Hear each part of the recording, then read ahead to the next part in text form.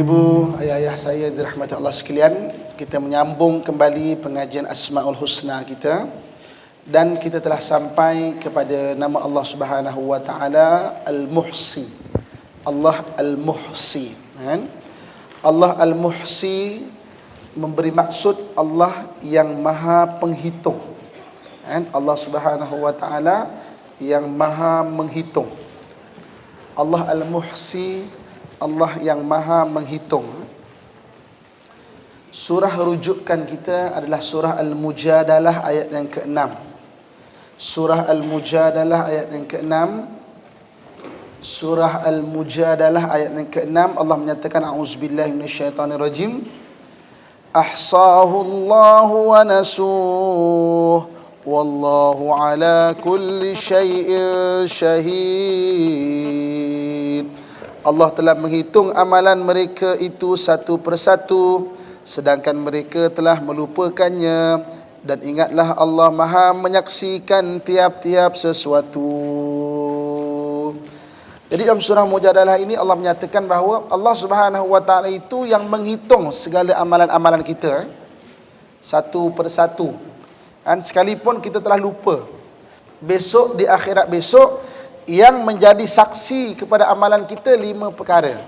Kita pun telah bincang satu ketika dahulu.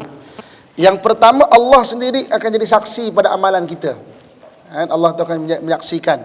So Allah Subhanahu wa taala itu sifatnya Asy-Syahid, Maha menyaksikan. Al-Basir, Maha melihat. Allah Subhanahu wa taala itu As-Sami', yang Maha mendengar. Jadi ini Allah Subhanahu wa taala. Yang keduanya yang menjadi saksi kepada amalan kita, yang keduanya adalah malaikat kanan dan kiri kita ni. Di kanan kiri kita ni ada malaikat yang rakamkan semua kita punya tindakan, kita punya amalan. Hari ni penat-penat kita datang jauh. Ada datang daripada Kelang, ada datang daripada PJ, ada datang di Kelana Jaya. Kadang-kadang tumpang kita kawan. Kadang-kadang telefon pagi-pagi kawan dah pergi dulu dah. Kan? Oh maaf lah, hari ni I lambat sikit. Kadang-kadang mungkin nak pergi pagi-pagi tengok minyak kereta tak ada, sebab anak kita kalau pakai kereta malam-malam mesti minyaknya habis. Ada yang mungkin tayar pancit.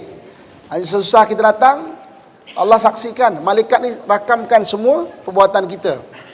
Sampai dekat kelas, mengantuk pula, tak apalah. Rakam juga, tak apa, mengantuk pun duduk dalam majlis ilmu. Maklumlah penat pagi tadi membebel ke anak sebab pakai kereta habis minyak. Yang ketiga kata Nabi SAW, yang menyaksikan adalah manusia-manusia sekeliling kita ni. Besok di hadapan kita akan disaksikan ni siapa yang datang ke kelas. Betul Tuhan, saya nampak dia datang kelas. Duduknya kat ujung-ujung saja, tapi saya datang.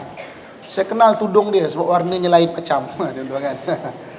Maksudkan manusia menyaksikan. Sebab itu dalam hadis Nabi SAW, satu ketika ada orang yang dia ketika dia meninggal, semua manusia kata baik. Oh dia ni baiklah, dia ni baiklah. Nabi kata apa? Wajabat, wajabat, wajabat. Mesti dapat, mesti dapat. Sahabat tanya, wahai Rasulullah, mesti dapat apa? Dia ni mesti dapat syurga. Kerana semua manusia menyaksikan kebaikan dia. Jadi maknanya dia tu disaksikan oleh manusia.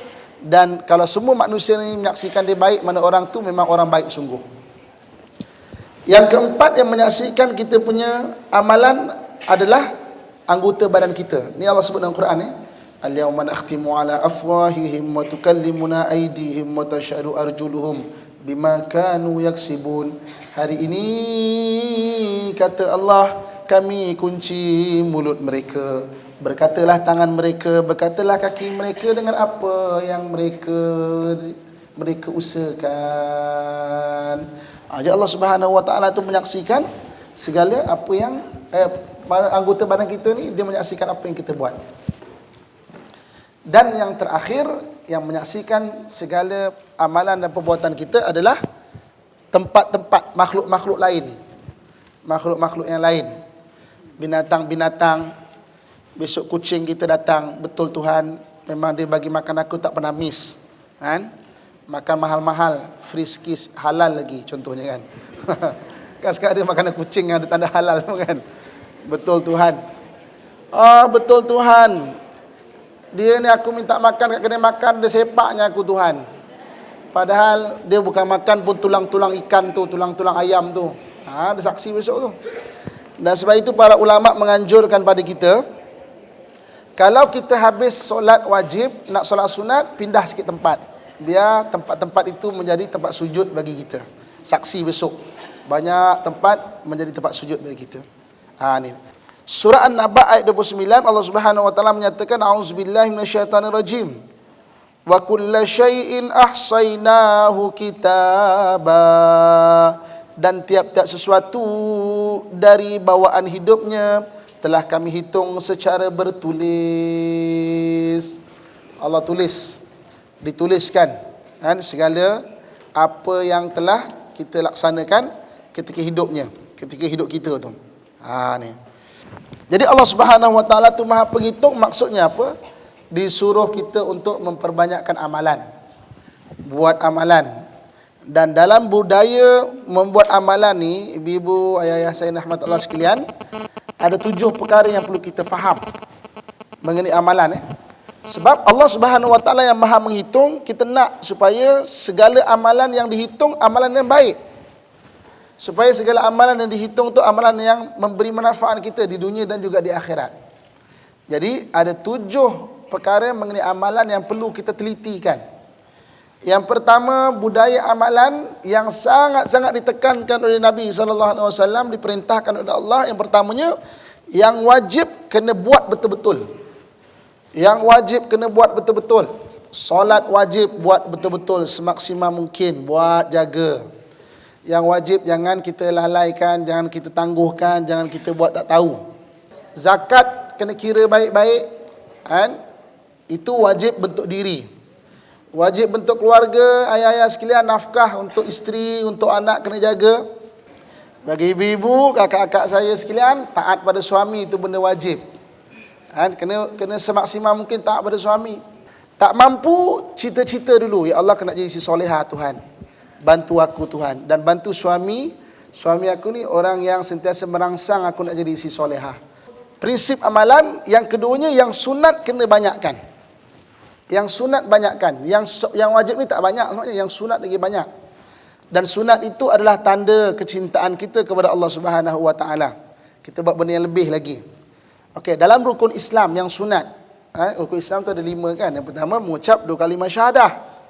So yang sunat dalam mengucap 2 kalimah syahadah, zikir. Ucapkan ya Allah, ya Allah, ya Allah, ya Allah. Kan? Baca lagi apa zikir? Istighfar, tasbih kita. Ni. Dalam solat, rukun Islam solat, ada yang wajib, ada yang sunat. Banyakkan benda yang sunat. Yang sunat kan suruh kita banyakkan benda-benda sunat dalam solat. Dan kan ulama kita pesan, kalau kita ni baru-baru nak memperbaiki diri, biar satu hari solat kita ada 40 rakaat kita buat. Sebab apa 40 rakaat? Sebab dalam solat ada doa untuk minta hidayah. Ihdinas siratal mustaqim. Ya Allah, hidayahkan aku jalan yang lurus. Tengok peranan solat. Kerana dalam solat ada doa untuk diri kita sendiri. Ihdinas siratal mustaqim. Orang kalau jaga solat dia, maknanya dia ada doa untuk diri dia untuk minta hidayah daripada Allah Subhanahu wa taala. Sebab itu ibu-ibu, akak-akak, ayah-ayah saya sekalian, kalau nak baiki anak kita, cucu kita yang nakal, maknanya kalau kita nak bincang pasal dia apa, pasal dia mungkin merempit, mungkin dia marah kita balik, kita tekan kena buat solat cukup. Okey, kau nak merempit-merempitlah, tapi solat jaga. Waktu solat, jom. Kita solat dulu, tak kisah. Sebab kalau dia mula bersolat, bermakna dia telah mula mendoakan diri dia, minta hidayah daripada Allah Subhanahu wa taala. Rukun Islam yang ketiga, puasa. Ada puasa sunat. Rukun Islam yang keempat, zakat. Benda sunat bagi zakat, sedekah. Banyakkan bersedekah, kan? Infak, buat wakaf, buat sedekah, kan? Sedekah ni insya-Allah makin berkat harta kita, sebab Allah tambahkan lagi harta kita. Rukun Islam yang kelima, pergi haji. Benda yang sunat, pergi umrah. Mampu, pergilah umrah sana. Ni. Jadi benda sunat, trend ataupun perkara penting dalam amalan yang kedua kita kena buat adalah sunat banyakkan. Cari benda-benda yang sunat, banyakkan. Dalam keluarga, macam contoh nafkah tadi wajib, memberi lebih kepada isteri. Itu sunat hukum dia. Bagi lebih sikit. Kan? Hari jadi ke, hari ulang tahun ke, hari apa ke, cari sebab untuk bagi hadiah ke isteri. Kan?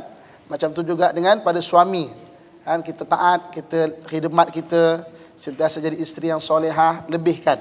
Benda sunat banyakkan. Itu perkara yang kedua dalam bab amalan. Kita nak bincang 7 benda dalam bab amalan. Yang ketiga dalam bab amalan, yang haram tinggal betul-betul. Yang haram tinggal betul-betul. Kalau hari ini ada terlibat dengan benda haram dari sudut akidah, tinggal betul-betul. Percaya pada keris, percaya pada besi kuning lah, batu cincin lah, kan? Pada gobek lama lah, kan? Pada paku cerbon lah. Macam-macam orang sekarang kan. So tinggalkan benda haram bab akidah. Benda haram bab syariat, bab halal haram kena jaga betul-betul. Kan? Bab akhlak, haram bab akhlak. Kita lawan suami kita, tengking-tengking suami, ataupun dalam bab isteri, kan, kita saja sakitkan hati. Maksudnya haram bab akhlak, kena jaga benda-benda tu. Benda haram tinggal betul-betul. Jangan bagi pilihan kat diri kita. Cita-cita ya Allah kena tinggalkan benda haram, tinggal betul-betul. Biar hidup kita bersih daripada benda-benda haram. Kemudian amalan yang keempat, benda makruh. Benda makruh ni hindarkan. Makruh hindarkan. Maaf bagi abang-abang, ayah-ayah saya yang mungkin berasap aja tu kan. Hindarkan, kena ada cita-cita. Kena ada cita-cita. Apa nama, hindarkan benda yang makruh tu. Paling kurang niat, ya Allah aku nak tinggalkan Tuhan, tolong tunjukkan macam mana jalan Tuhan. Tunjukkan, mana tinggalkan, pelan-pelan tinggalkan. Rokok, fatwa Selangor kata haram. Walaupun fatwa ada setengah negeri kata makruh, tapi kita hindarkan. Kadang-kadang benda-benda yang dah terbiasa tu susah nak tinggal. Tapi niat dan cita-cita tu insya-Allah Allah bantu kita. Kemudian yang kelima, amalan ni yang jarang-jarang terjadi lebih diutamakan. Yang jarang-jarang berlaku lebih diutamakan. Sebagai contoh apa? Hari ini ada kelas di Yayasan Restu dan ada orang meninggal. Orang meninggal tu benda yang jarang-jarang berlaku. Sekali tu saja yang orang tu meninggal, dia tak akan meninggal dan hidup balik dan besok minggu depan meninggal lagi, tak ada. Jadi di antara mungkin kita belajar, datang Yayasan Restu ni sedap belajar ni. Dengan kita mengurus jenazah lagi utama. Sebab yang jarang-jarang berlaku lebih diutamakan daripada yang memang selalu kita dapat. Itu sebagai contoh. Ada tetamu kita datang, kita ada kelas. Tetamu datang daripada Johor, daripada Kelantan, daripada Perlis. Kita duduk di Shah Alam. Macam mana nak buat ni? Ada tamu ni, tapi kelas ni penting ni. Dulukan tetamu. Sebab tetamu tidak selalu majlis ilmu kita ni boleh selalu dapat. Kan? So jadi maknanya dulukan. Yang jarang-jarang diutamakan daripada yang biasa kalau berlaku ataupun berulang. Itu yang kelima.